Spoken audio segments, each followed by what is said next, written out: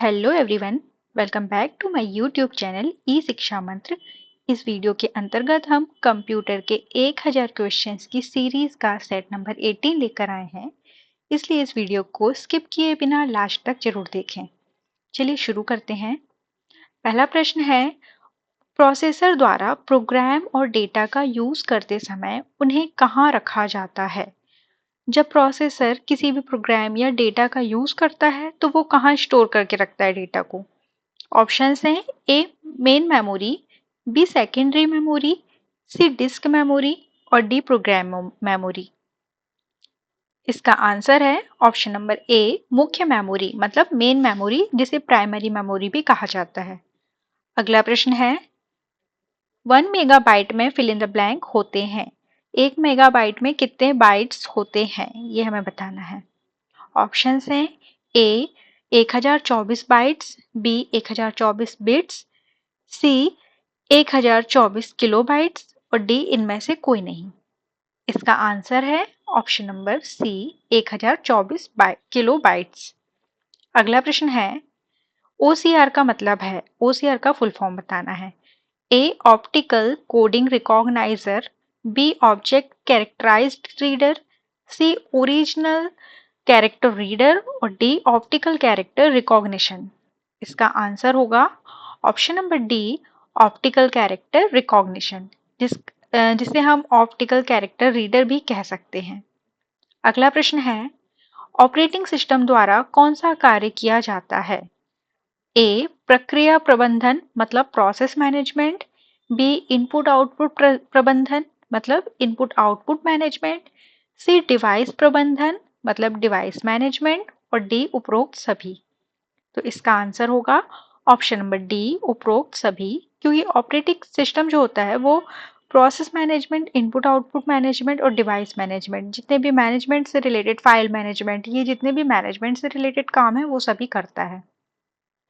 अगला प्रश्न है, निम्नलिखित में से कौन सी बाइनरी संख्या नहीं है, ये हमें बताना है। A001, B101, C202 और D110। तो इसका आंसर होगा ऑप्शन नंबर सी 202। अब देखिए कैसे पता चलेगा कि बाइनरी नंबर है या नहीं। तो जो बाइनरी नंबर होती है उसमें दो ही डिजिट आते हैं, एक तो 0 आता है और दूसरा 1 आता है। तो अगर किसी में 0 और 1, किसी भी नंबर में 0 और 1 है तो वो बाइनरी नंबर कहलाएगा। लेकिन अगर 0 के अलावा, 0 1 के अलावा कोई अदर डिजिट है जैसे 2 3 4 5 6, तो वो बाइनरी नहीं कहलाएगा। तो देखिए पहले ऑप्शन में 0 भी है 1 भी है, सेकंड ऑप्शन में 1 भी है और 0 भी है, लेकिन जो थर्ड नंबर का ऑप्शन है उसमें 0 तो है लेकिन 1 नहीं है, 1 की जगह पे क्या है 2 है। तो ये बाइनरी नंबर नहीं होगा।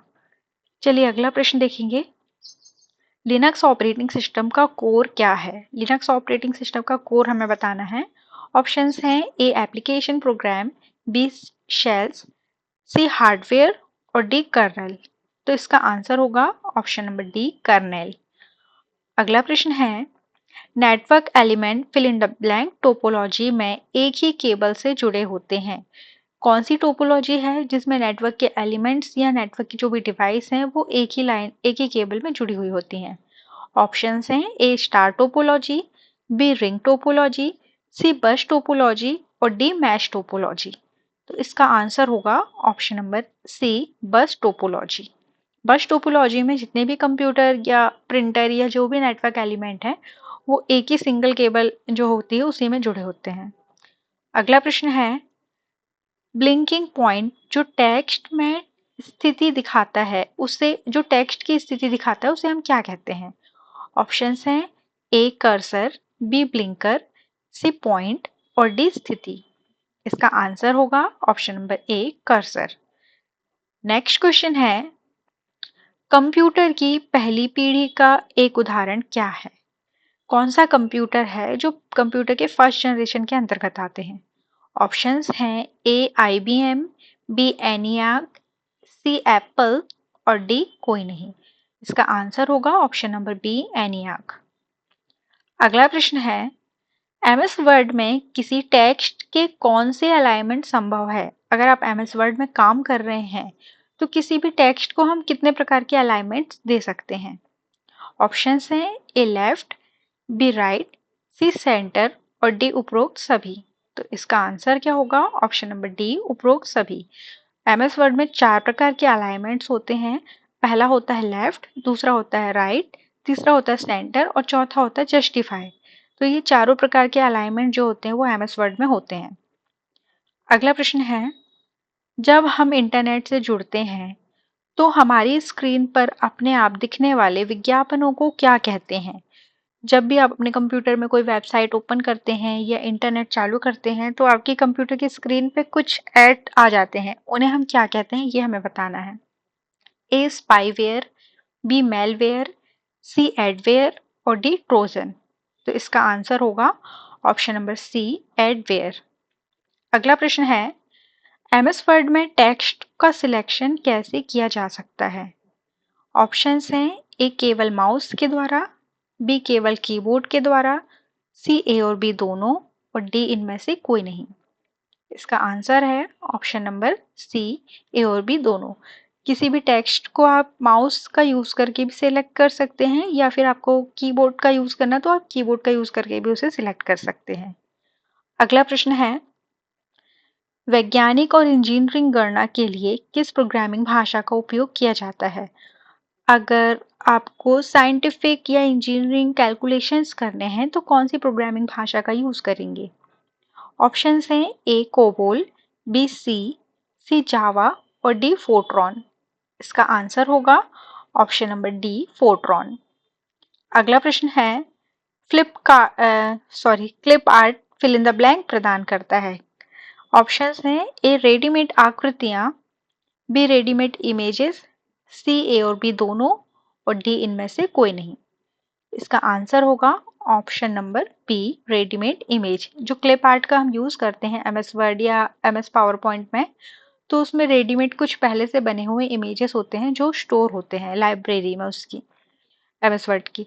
तो उनका हम यूज करके अपने डॉक्यूमेंट को में इंसर्ट करा सकते हैं।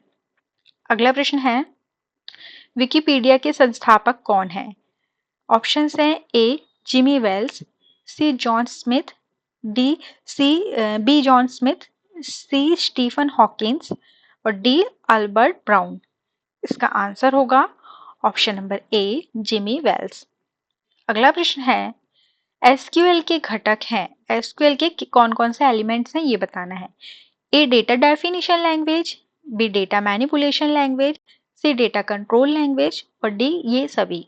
तो इसका आंसर होगा ऑप्शन नंबर डी ये सभी, क्योंकि एसक्यूएल के अंतर्गत data definition language, data manipulation language और डेटा कंट्रोल लैंग्वेज ये तीनों आते हैं। अगला प्रश्न है, चयनित सेल श्रेणी से चार्ट बनाने के लिए कीबोर्ड शॉर्टकट की क्या है? अगर आपको एमएस एक्सेल में चार्ट इंसर्ट करना है तो जो भी सेल्स हैं आपने उनको सिलेक्ट किया है तो उससे चार्ट बनाने की शॉर्टकट की हमें बताना है कि किस शॉर्टकट की का यूज करके हम सिलेक्ट किए हुए सेल से चार्ट बना सकते हैं। ए F2, बी F11, सी F4 और डी F8। इसका आंसर है ऑप्शन नंबर बी F11। अगला प्रश्न है, डेटाबेस संरचनाएं बनाने, संशोधित करने और हटाने के लिए फिल इन द ब्लैंक का यूज किया जाता है। कोई भी डेटाबेस है उसका स्ट्रक्चर अगर आप क्रिएट करना चाहते हैं, उसे ऑल्टर करना चाहते हैं, मॉडिफाई करना चाहते हैं या डिलीट करना चाहते हैं तो हम किसका यूज करेंगे?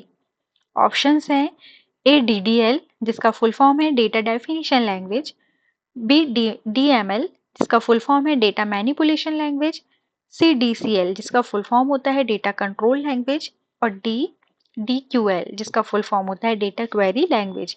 तो इसका आंसर होगा option number A DDL, data definition language होता है जो क्या करता है, किसी भी डेटाबेस के स्ट्रक्चर को बनाने के लिए, उसे मॉडिफाई करने के लिए या डिलीट करने के लिए यूज किया जाता है। अगला प्रश्न है, आईपी एड्रेस में कितने बिट्स होते हैं? ऑप्शंस हैं ए 8, बी 16, सी 32 और डी 48। इसका आंसर होगा ऑप्शन नंबर सी 32 बिट। अगला प्रश्न है, वैन का मतलब है, WAN का फुल फॉर्म बताना है हमें। ऑप्शंस हैं A window area network, B wide area network, C width area network और डी विजडम एरिया नेटवर्क। इसका आंसर हो जाएगा option number B, wide area network. ये इस वीडियो का लास्ट क्वेश्चन था। अगर आपको वीडियो पसंद आई हो तो वीडियो को लाइक और शेयर कीजिए तथा चैनल को सब्सक्राइब कीजिए।